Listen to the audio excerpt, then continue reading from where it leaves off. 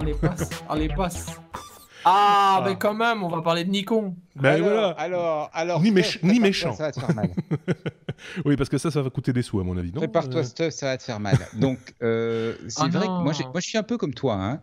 Ce que j'aimais bien dans les hybrides, c'était le fait que ce soit des petits boîtiers, légers, pas encombrants. D'ailleurs, j'aime beaucoup ce qui va, je pense, devenir les feux micro 4 tiers, parce qu'apparemment Panasonic aussi va aller vers du plein format.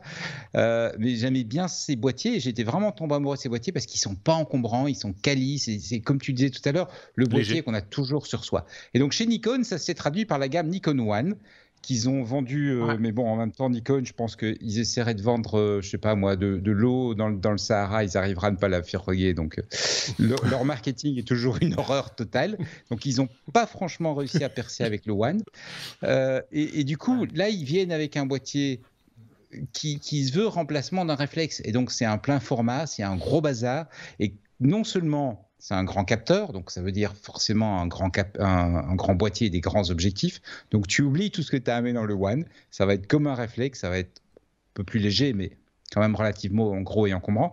Ils ont fait un truc, ils sont carrément partis vers une nouvelle monture, donc de nouveaux objectifs, et ils se sont fait plaisir, les ingénieurs chez Nikon, Ah bah parce que ouais, tiens, tant qu'à faire. ça fait longtemps qu'ils sont avec une monture qui est assez petite, c'est la plus petite de l'industrie, et là ils sont fait la plus grande. Donc ils sont à 55 mm, c'est le truc gigantesque. Ce sont des cerceaux en fait. Permettre de faire des objectifs normalement super quali, mais voilà, c'est fini l'hybride petit. Du coup, c'est pratique, tu vas. Gros et encombrant comme le réflexe. C'est pratique, tu vas pouvoir mettre le truc que tu as acheté à 600 € sur Amazon, là, tu vas pouvoir le mettre dessus alors.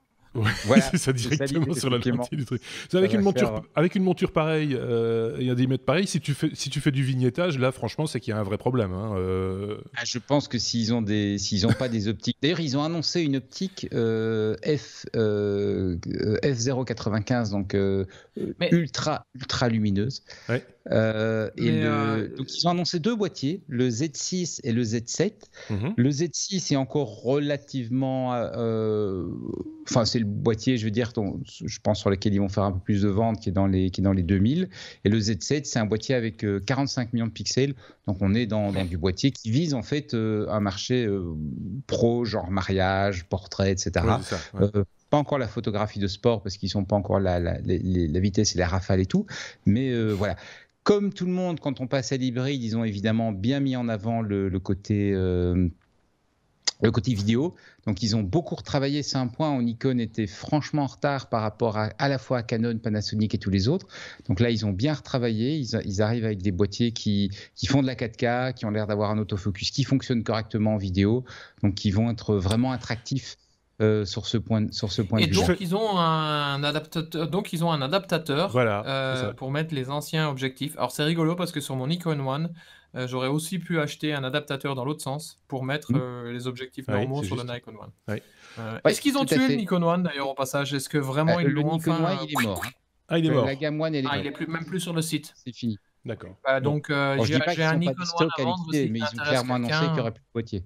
D'accord. Vous avez parlé tous les deux en même temps, donc on n'a rien compris, donc c'est parfait. Je disais, non pas qu'ils ont, je ne sais plus s'ils ont annoncé formellement, enfin s'ils ont encore des stocks à liquider ou pas, mais ce qui est clair, c'est qu'ils ont annoncé qu'il n'y aura plus de boîtier sur la gamme One.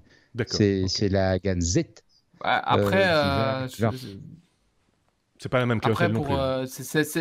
C'est une des raisons qui a fait que j'ai plus acheté ni de boîtier ni de lentilles, c'est que ça sentait le sapin quoi depuis un an ou deux. C'est dommage en même temps parce que quand ils changent rien, c'est super dommage parce qu'il y avait tellement de potentiel. Tu vois, ils avaient 3-4 boîtiers différents. Ils avaient ce boîtier que moi j'ai qui est vraiment moyen mais qui va dans l'eau. Ils avaient des boîtiers vachement mieux qui faisaient de la 4K en vidéo qui étaient sympas. Ils avaient plein d'objectifs différents, dont certains vont dans l'eau. J'irais jusqu'à dire que des clients, entre guillemets, comme toi, qui ne sont pas photographes dans l'âme, mais qui aiment bien avoir de bons outils, et qui ont trouvé leur produit, ils sont frustrés, dégoûtés, et ils n'y reviendront pas. Enfin, toi, je pense que il faudra déjà beaucoup pour que tu rachètes un boîtier. Non, parce que honnêtement, acheter un super gros machin qu'on laisse à la maison pour faire 4 photos par an, honnêtement, ça c'est pas très motivant. Après, Après, la frustration, c'est qu'effectivement, en faisant des photos avec l'iPhone, aussi bon soit-il, il y a toujours des moments où tu te dis, putain, si j'avais eu un vrai appareil, j'aurais fait une meilleure photo, quoi. Ouais, mais il faut le temps, il faut... Pour moi, le problème des appareils photo, c'est les désavantages logiciels. C'est-à-dire que une des raisons pour laquelle j'avais acheté le AW1, c'est qu'il était pas seulement, il allait dans l'eau, mais il avait aussi le GPS. Pour moi, faire une photo qui est pas géolocalisée, c'est les années 80, quoi, tu vois, déjà. Ça, c'est un aspect, ça se défend. Par exemple. Ensuite, il y a tout ce délire de maintenant, on n'en a pas parlé tout à l'heure, mais de la nouveauté des photos sur tous les nouveaux iPhones, où tu peux changer c'est quoi? Tiens, c'est toi le photographe, la profondeur d'image, voilà. Profondeur de champ. Après coup. La profondeur de champ, la changer après coup. Alors ça, pour le coup, ça met une grande tarte au monde non logiciel, entre guillemets, quoi.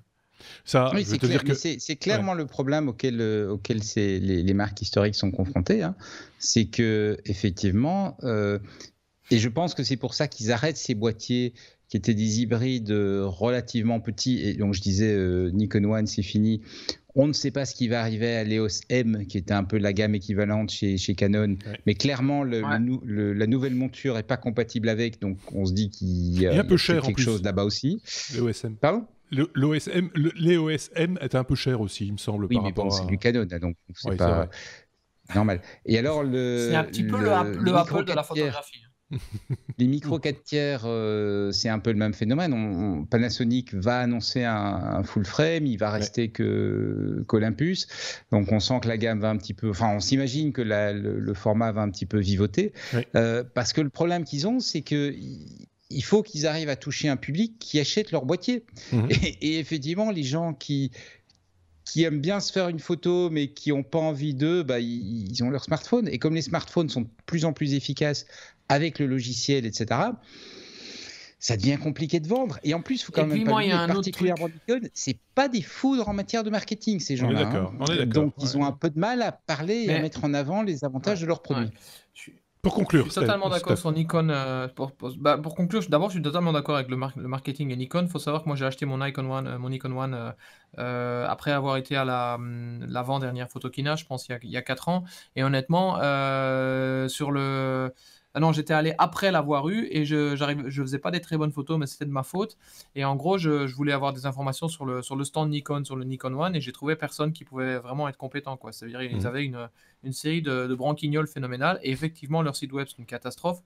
Et pour conclure, moi, ce qui m'énerve avec les appareils photo normaux, c'est le logiciel dans le sens aussi menu, quoi. C'est-à-dire que pour aller dans les menus, les interfaces graphiques, c'est une catastrophe phénoménale. Transférer les images, elles sont pas synchronisées sur iCloud, tu vois. Donc, il faut que je mette une carte physique, que j'enlève une carte. Alors même, tu peux avoir des transferts par Wi-Fi, machin, C'est toujours pourri. Il y avait eu un truc. Quand je fais une photo sur mon téléphone. On comprend bien, Steph. Il y avait quand même une tentative héroïque, je serais même tenté de dire, d'un fabricant un peu inattendu sur le marché de la photographie, mais ça va dans le sens de ce que dit Steph, Benoît. C'était Samsung, avec un appareil qui était quand même construit autour, alors là pour le coup, autour d'Android, mais qui avait ses fonctionnalités, et qui permettait de directement exporter sur les réseaux sociaux, directement dans le cloud, machin, etc. Oui, mais avec la situation qui s'est très vite avérée, c'est qu'on sent que très vite, il y a eu un arbitrage au sein de Samsung, se disant, OK, ça c'est une gamme sur laquelle clairement on ne va pas arriver à percer. Les smartphones, on perd, ça se vend bien. Où est-ce qu'on va mettre nos sous pour le prochain modèle qu'on va développer? Et voilà. C'est ça la complexité du marché. Il faudrait rajouter un dernier truc, c'est que en fait, c'est un segment sur lequel Apple pourrait carrément se placer dans une certaine mesure. C'est-à-dire qu'on peut très bien imaginer à un moment donné un espèce de truc où tu mets un objectif, en gros, sur un iPhone, et tu vois, parce qu'il y a tous les gens qui travaillent dans la photo, enfin la grosse majorité ont des Mac et sont des fans d'Apple, enfin une grosse partie. Et donc du coup, voilà, on verra. L'avenir nous le dira, je pense pas, mais il y a eu à un moment donné des grosses rumeurs sur Photoshop. Je pense qu'Apple s'est clairement placé, mais ils se sont clairement placés avec l'iPhone. Hein. Oui. Ils n'ont pas l'intention de développer un boîtier dédié uniquement à la photo. Et tu regardes dans l'annonce, il y avait quand même on l'a pas détaillé spécialement, encore une fois, parce que c'était essentiellement des annonces logicielles. Et puis bon, il fallait un petit peu avancer, mais il y a eu quand même une grosse partie de l'event. Dans la présentation, la photo était un élément important, quoi. Il y a une marque et la vidéo aussi. Hein. Il y a une marque peu connue du grand public en vidéo qui est Red. et qui propose un smartphone. Alors c'est un petit peu bizarre ce truc. Ouais, ils ont un truc. Voilà. Est-ce que ça reste Benoît, je me tourne vers Benoît parce que lui il suit ce genre de truc, mais est-ce que c'est encore de l'ordre du projet? Est-ce que c'est sorti? Et qu'est-ce que c'est? Non, je pense qu'ils l'ont sorti, mais le marché qu'ils visent est un marché assez particulier. C'est vraiment le marché du reporter. Oui, c'est de l'Android. Ouais, mais c'est le marché du reporter. Donc en fait, l'idée c'est d'avoir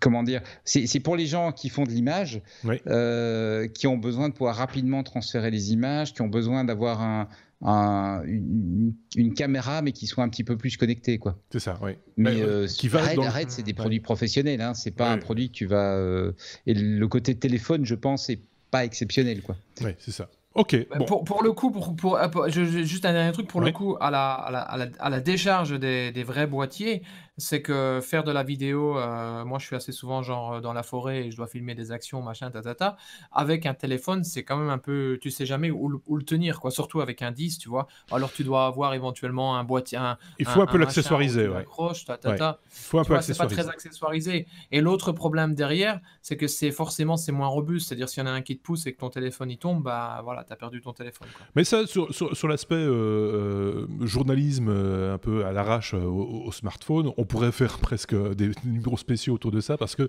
y a de quoi faire. Il y a du matériel qui existe, il y a des fabricants qui ont compris l'intérêt du truc. Et voilà, quoi. Ce qui est assez impressionnant, c'est que les gens seraient impressionnés par le nombre de journalistes vrais, professionnels, qui travaillent avec tout simplement un iPhone, quoi.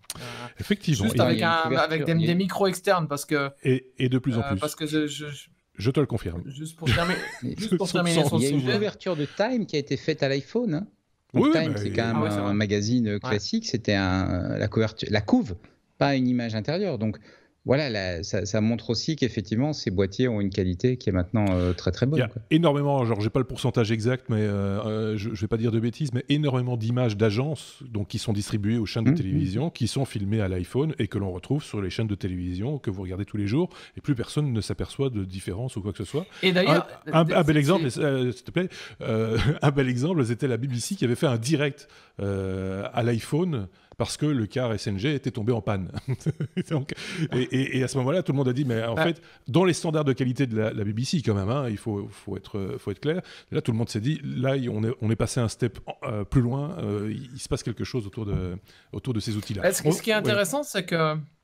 on va peut-être embrayer. Parce que... Ce qui est intéressant, c'est que moi j'ai un ami qui est caméraman et qui fait des trucs assez géniaux, notamment avec des drones et tout ça, machin, et il faisait un reportage récemment sur la forêt, justement. Et puis il y a des moments donnés où il n'était pas là, lui, physiquement. Donc il y a des mecs qui ont filmé avec leur téléphone et qui lui ont donné tout simplement récupérer les images. Le gars, il a intégré ça, récupéré les images, il a intégré ça à son documentaire. Honnêtement, si tu sais pas que c'est un téléphone portable, tu penses que le gars, il était là, quoi. Tu vois. Oui, c'est ça. Ouais. Donc tout est possible, j'ai envie de dire, tout.